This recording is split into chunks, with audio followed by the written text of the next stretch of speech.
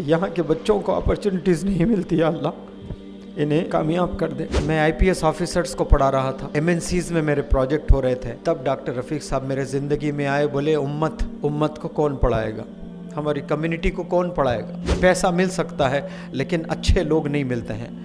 एक मेंटर को बनाकर रखना, अपने ज़िंदगी में कामयाब होना चाहते हो। पेट्रोल हो जाता तो ऐतल कुर्सी पढ़ के दम करके गाड़ी को वहीं का वहीं रोककर इंस्टीट्यूट पैदल जाता था, तो 3 घंटे तक दिल में धड़कन रहती थी कि मेरी गाड़ी है कि चलेगी। इतने अच्छे लोग इंग्लिश हाउस एकेडमी से जुड़े हैं। मैं कहता हूँ अगर कोई मुझे ये ओरिएंट ताज होटल प्रॉपर्टी मुझे दे दे और कहें कि डॉक्टर रफ़ीक साहब से दूर हो जाए, रफ़ीक साहब मैं इस प्रॉपर्टी को ठुकरा दूंगा आपके लिए।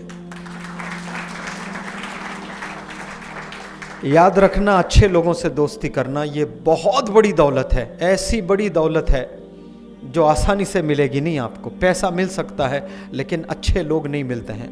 एक मेंटर को बनाकर रखना, अपने ज़िंदगी में कामयाब होना चाहते हो। एरोगेंस हमेशा नीचे रहता है आपका, जब उनका हाथ सर पर होता है, उनके गाइडेंस पर हम लोग चलते हैं। डॉक्टर साहब के पास नो नहीं है किताब में, नो टुमारो ये चीज़ें है ही नहीं। एक दफ़ा मुझे फ़ोन किए, यहाँ आइए एक इनाग्रेशन है ज़बरदस्त। डॉक्टर साहब का ज़बरदस्त जो है कम से कम हम लोग के 1000 गुना हम लगा कर बोलते हैं ना ज़बरदस्त, उनका नॉर्मल ज़बरदस्त भी वैसा होता है, यानी आदमी में वो मोटिवेशन आता है। बोले यहाँ एक ज़बरदस्त इनाग्रेशन है, फौरी आइए। मैंने कहा कि सर 35 किलोमीटर दूर हूँ आपसे मैं। उन्होंने कहा यही तो प्लैनेट में है ना। तो फिर मैंने कहा हाँ सर। तो फिर मैंने कहा सर मेरी गाड़ी किसी ने लेके गया, मैं पैसे दूंगा, ऑटो लेकर आइएगा आप। अब बहाना बना नहीं सकता था, गाड़ी थी, गाड़ी लेकर गया। तो फिर मैंने पूछा डॉक्टर साहब कहाँ पर है इनाग्रेशन। बोले यहीं पर है। यहाँ तो कुछ नहीं है ना सर।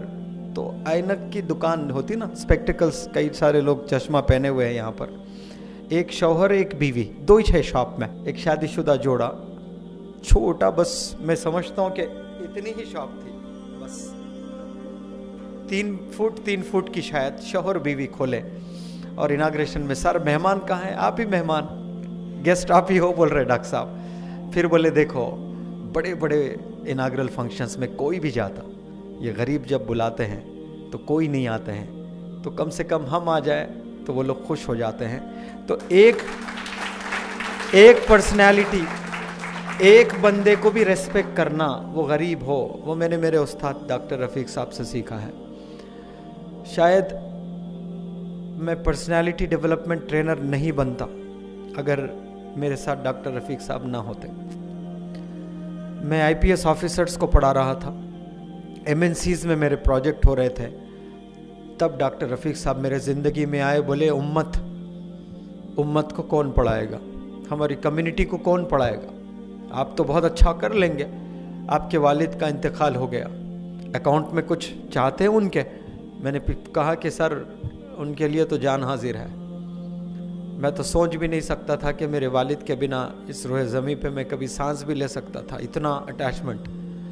उन्होंने दुखती रग पे हाथ रखा और कहा कि वालिद साहब के अकाउंट में कुछ चाहते हो तो गरीब बच्चों को पढ़ाइए, ऐसे बच्चों को पढ़ाइए जिन्हें अपॉर्चुनिटीज़ नहीं है।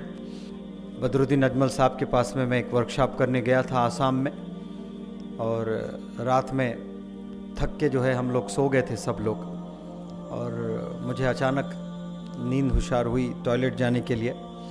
तो एक कमरे के बाद दूसरा कमरे में डॉक्टर रफ़ीक साहब थे, तो उनके कमरे से पार होकर मुझे टॉयलेट को जाना था।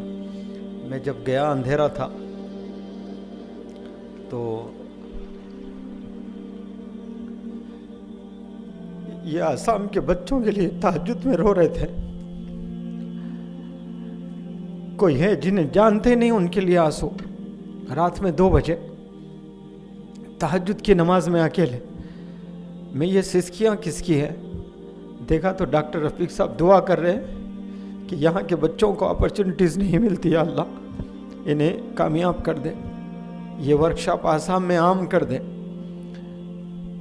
ये इनको हैदराबाद में ये पैंट शर्ट में वली है करके बोलते हैं, ये सामने मुझे नहीं कहना है। डॉक्टर रफ़ीक साहब को बदरुद्दीन अजमल साहब मिलते हैं तो पेशानी पर चुम्मा लेते हैं और कहते हैं इनको डॉक्टर रफ़ीक ना बोलो, अल्लामा डॉक्टर रफ़ीक बोलो। इतना उम्मत का दर्द मेरे हयात में मैंने किसी पर्सनालिटी में नहीं देखा। देखा तो अपने अपने इदारों के लिए देखा, सबको अपने दुकानों के लिए देखा, अपने ऑर्गेनाइजेशंस के लिए देखा। ये वाहिद पूरे इंडिया में एक पर्सनालिटी को देखा मैंने जो सबके एनजीओस को प्रमोट करने में लगते हैं। इतना इदारे को दिल से चाहना आज हमारी उम्मत में ये चीज़ नहीं है। सिर्फ अपने ही मदरसे को अच्छा मदरसा बोलते हैं, अपने ही स्कूल को अच्छा स्कूल बोलते हैं, उसको ही प्रमोट करने चलते हैं। मैं अल्लाह से शुक्रिया अदा करता हूँ कि इतना ज़बरदस्त उस्ताद मेरे ज़िंदगी में मुझे अता फरमाया अल्लाह सुब्हानहू तआला ने। I take this opportunity to thank you sir. ये आप ही की दुआएं हैं, ये आप ही की मोहब्बत है जो ये प्रोग्राम बिना कोई प्रॉब्लम्स के अल्हम्दुलिल्लाह यहाँ तक हुआ है। तो आज मैं बड़े फ़ख्र से कहता हूँ कि मैं एक नहीं हूँ, मेरे साथ में कई सारे मेंटर्स हैं। यहाँ पर जितने भी बैठे हैं, आरिफ साहब, तारिक साहब, अशरफ अली साहब, आपका तो मैं बड़ा फ़ैन हूँ। आपसे तो मिलने का भी बहुत शौक़ था मुझे। हिमालयन किताबों को देखकर इतना खुश होता था कि ये हमारे मुसलमान लोग भी, मैकडॉनल्ड्स से मैं सोचता था, मैकडॉनल्ड्स तो सब चलाते हैं लेकिन कितना बड़ा ब्रांड ये हिमालय बुक स्टोर चलाते हैं। कभी कभार जाकर किताब ग्रामर की देखकर पैसे नहीं होते थे सर, कुछ इडियम्स देख लेके आ जाता था मैं। आपके शॉप में भी आके कई दफ़ा ऐसा किया था मैं। एबिट्स के पास में एक शोरूम है ना सर, नुमाइश में, वहाँ आकर कुछ किताबें, पैसे नहीं थे तो इडियम सीखना होता था। जब स्मार्टफोन नहीं था तो 5-6 इडियम्स खोल लेके, सीइंग्स खोल लेके जल्दी जल्दी पेन से लिख लेता था मैं। मेरा स्ट्रगल आप लोग नहीं जानते, कितनी मेहनत किया मैं अंग्रेज़ी सीखने के लिए। आप लोग 1% भी शायद किसी ने यहाँ पर किया होगा जो मेहनत मैंने की है। पेट्रोल हो जाता तो आयतल कुर्सी पढ़ के दम करके गाड़ी को वहीं का वहीं रोककर इंस्टीट्यूट पैदल जाता था तो 3 घंटे तक दिल में धड़कन रहती थी कि मेरी गाड़ी है कि चले गई। दूर से जब वापसी में 12 बजे रात में गाड़ी दिखती थी तो ऐसा खुश होता था जैसे ताजमहल मिल गया है।